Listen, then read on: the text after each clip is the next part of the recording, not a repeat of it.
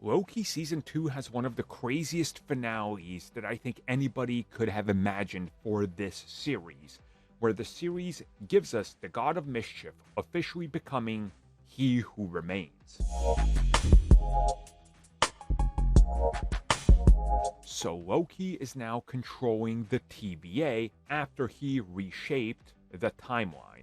Now we will talk all about this way more in depth in our audio commentary coming out tomorrow, so check that out if you guys would like to support us and get some additional content. Now back to talking about Loki. So what we see is that he decides to not let Victor Timely do the mission, and after learning a very important life lesson, he realizes he can do this. So Loki goes out there and he starts taking all the different branches from the different timelines. And as he's literally walking through this, I guess what you can call a disaster, up towards, well, the castle of He Who Remains that sits in the distance, he starts collecting these timelines and he's literally forming a cape out of them, the ones he's literally wearing on his shoulder. And as more and more get added, he's getting weighed down, but he's taking all of them and grabbing them as he goes, and then he gets to his throne, or the throne of He Who Remains. And we essentially see that he takes the throne as his own, and he now becomes the man that is watching over all of time. And instead of having timelines, he's now got the Tree of Life.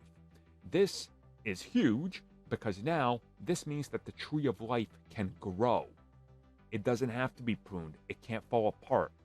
The tree will just continue to grow indefinitely.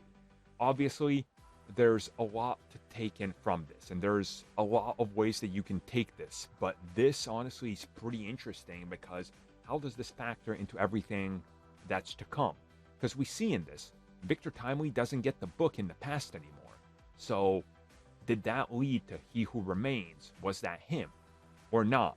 Or was He Who Remains putting on an act earlier or not?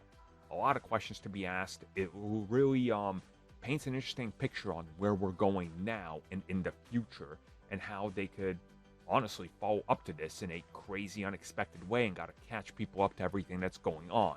It's pretty interesting, and I can't wait to see what happens next.